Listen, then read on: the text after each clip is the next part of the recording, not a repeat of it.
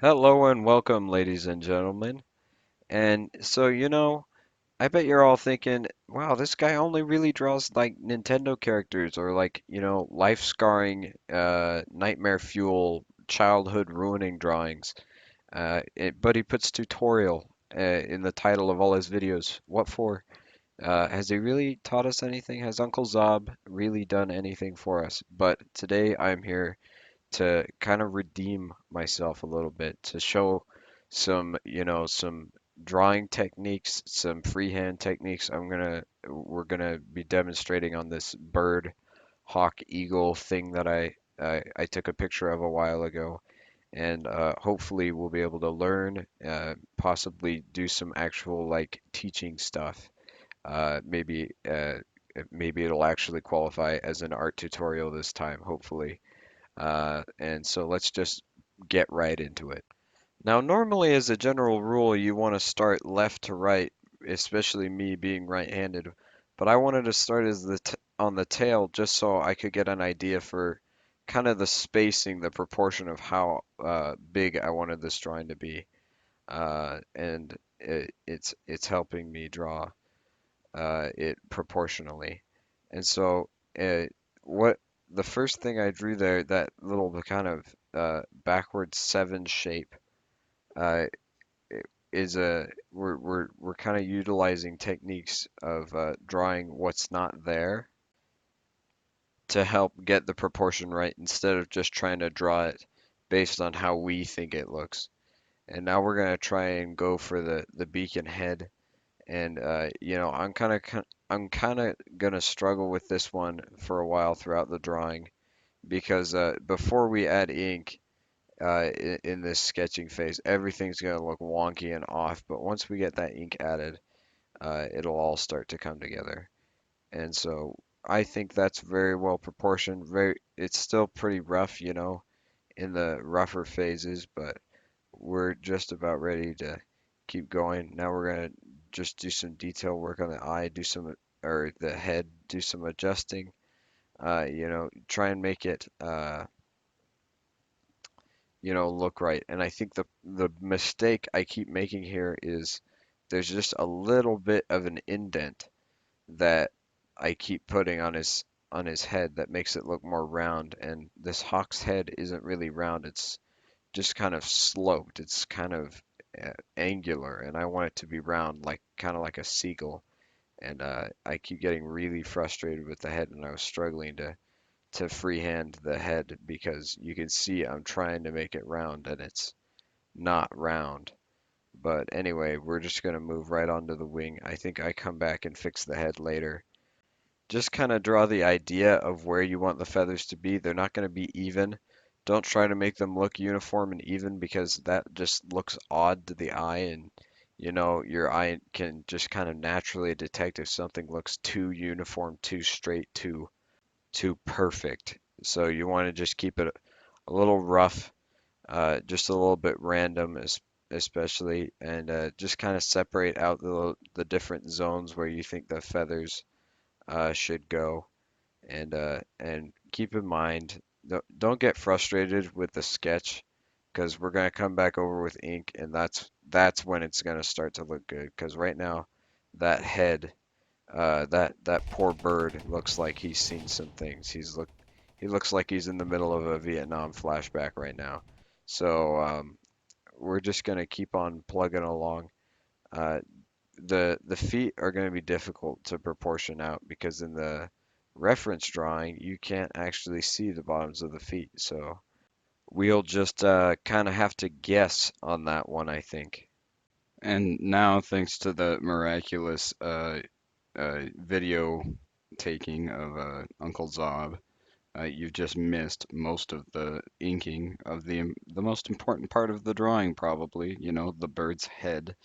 But the technique we're using is called stippling, and it's just very, very small dots. As you can see, I'm using the Micron pen I think I'm using a Micron O1 for this particular technique. And adding just layer after layer of tiny, tiny dots just gives the effect that it's kind of gray. But in reality, you've just got black little dots with white space between them, and we can layer those dots over each other to darken that area later. But now the hawk's head is looking a little more normal, but it still doesn't quite look right. You can still see the roundness of the head is still bothering me, and we're gonna add some more detail work over the top of the stippling just to kind of give the illusion of feathers. We're just gonna add some lines there, and we're gonna come back and you can just keep adding layers. I just like to put down a nice light base layer, and this technique takes forever, the stippling technique, but we want to get it to about as dark as the hawk's head looks in the reference image that we're using. So it's going to take a while. So I'm going to just shut up for a minute and let you guys listen to some music, I guess.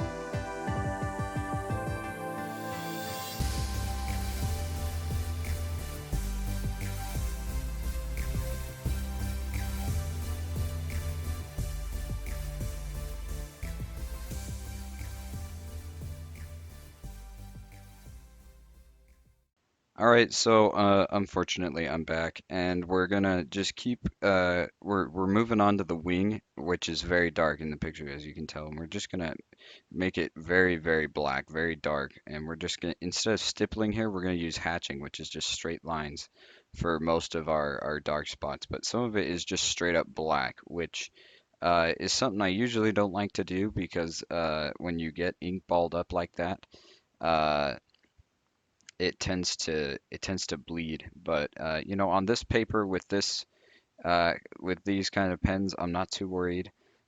So we're just trying to draw those feathers the best we can to just give the illusion of a kind of gray without just making them a flat black. And so we're just gonna do that by using some hatching. And as you can see now, they're starting to gray in. And this part's going to be very dark, which creates kind of a nice contrast against the rest of the drawing, I think. Makes it look a little more uniform. Well, no, it doesn't, because if it were uniform, there would be no contrast. Anyway, I don't know what I'm talking about. Um, so just uh, just what I'm doing is I'm drawing the edge of each feather shape uh, in dark. I'm basically drawing the shadow behind it, and then I'm drawing the I'm I'm, I'm hatching the feather on top of it is what I'm doing with the gray.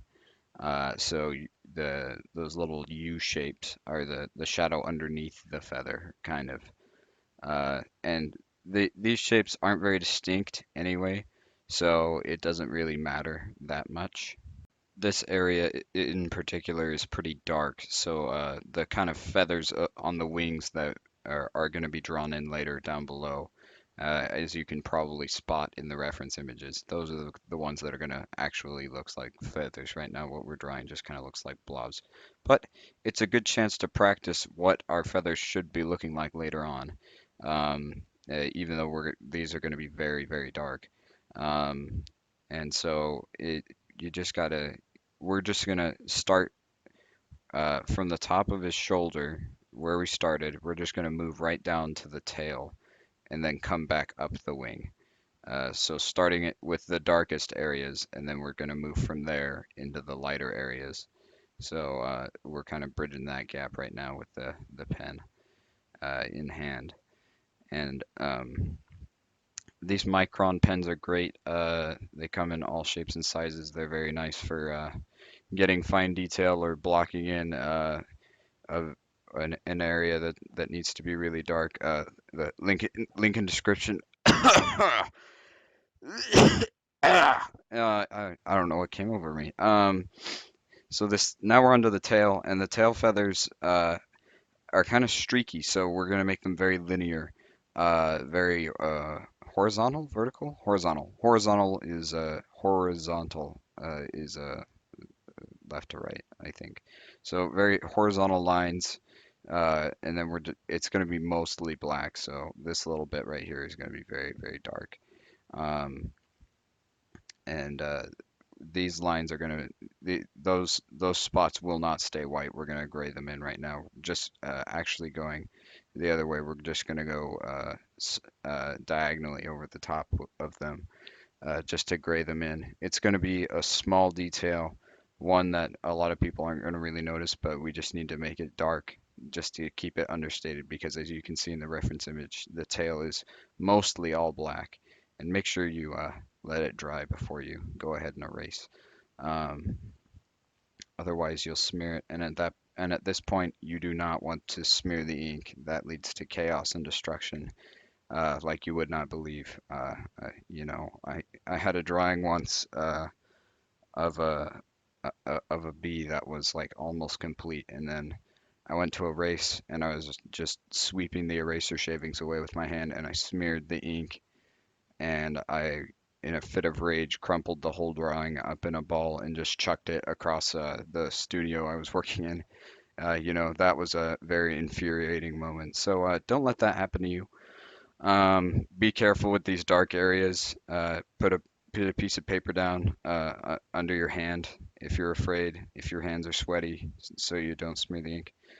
Now we're moving on to the lighter feathers. These come out real nice. They're just very straight, uh, and you just kind of we're they're all very uniform, unlike the ones up above, which that we drew first, that were kind of a jumbled mess. Now we're getting into the feathers that are actually starting to look like feathers, um, and uh, and these are the lighter areas too, which is nice.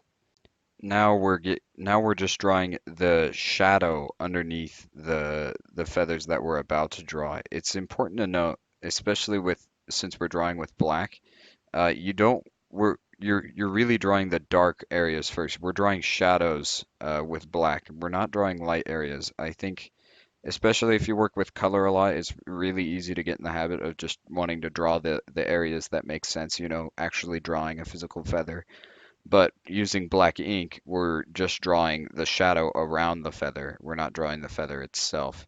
Not yet, but we're going to shade it in later on.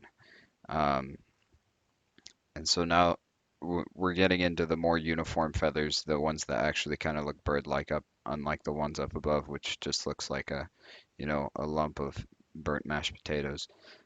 So now and now we're into the actual feathers, and we're just going to use very small light hatching on here. Just some vertical lines, nothing too dark, because this area is lighter, and and so we want to keep our ink to a minimum as much as possible, just to keep it lighter, just so the wing doesn't look like one just flat dark disc. We want there to be contrast, and so we're just going to go very lightly, creating feather-like shapes, but not exactly drawing feathers themselves. And it's pretty simple. You've just got to know what you're looking at, and having the reference image right next to you helps a lot. Makes it really easy to see what kind of shapes you need to make and where you need to go, where you need to make it dark. And as you can see near the edge of his wing tip, I don't know, it starts to get darker, so that's why we went a little darker there. And now on certain areas we can darken them in as we go because we went lighter first. You always want to start off with uh, a, a light base layer before you go dark.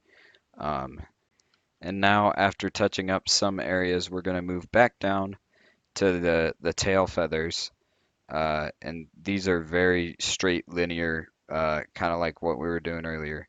And we're just gonna leave. These are kind of tricky. So the tips are the roots and the tips are dark, but the middle is light. So in order to do that, we have to leave some white spaces, and it kind of generates a pretty cool effect, and I like it. And there are also some uh, um, little spots here and there that are going to be dark, and that's a really cool feature of the bird. I really like birds. They're pretty cool animals. They're really fun to draw. I really like drawing birds.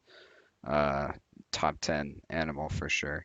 And now we're onto the light part again, back into the lighter areas of the drawing where we're not even putting a defining line where the bird's chest is really. We're just kind of leaving that up to the eye to decide where the bird ends and begins, instead of having like a physical line there like you would with if you were drawing a cartoon character or something. Uh, Here it's just left up to the eye to decide. And now, since we left a pretty light base layer, we're going to go back over with the dark pen to darken in some of the areas I thought needed more more shading. We're going to darken in a lot of areas and hopefully fix the head because I still think the head's too round. You can see in the reference image up above that he has kind of I mean, he doesn't the hawk doesn't have a round head. I don't think we're going to get there yet, but so we're going to draw the feet and we're going to use a different technique for the feet. It might stand out a little bit, but I think it's the right move. Um, we're going to go very literal on the feet. We're going to I mean, like I mentioned before, where we're just leaving it up to the imagination, not drawing any hard lines. On the feet, we are drawing very hard lines. I mean, they look almost cartoony, but it would have been so hard to painstakingly stipple or hatch my way to victory with these. So it's fun to do this anyway. Um, just make it real simple instead of trying to overcomplicate things. Plus, that's not something that is going to be a real eye grabber anyway. And here we go. We're finally fixing the uh, the head, making it less round, making it look more like a hawk. And there you have it. I mean, it looks really good. And from here, there's a lot of potential. There are a lot of different ways you can go with the image itself. I mean, you could add color if you wanted to. I mean, you can see that the reference image itself didn't have a lot of color to begin with, but I mean, you could add paint over the top, you could add marker, you can do all kinds of things. This was a very exciting drawing.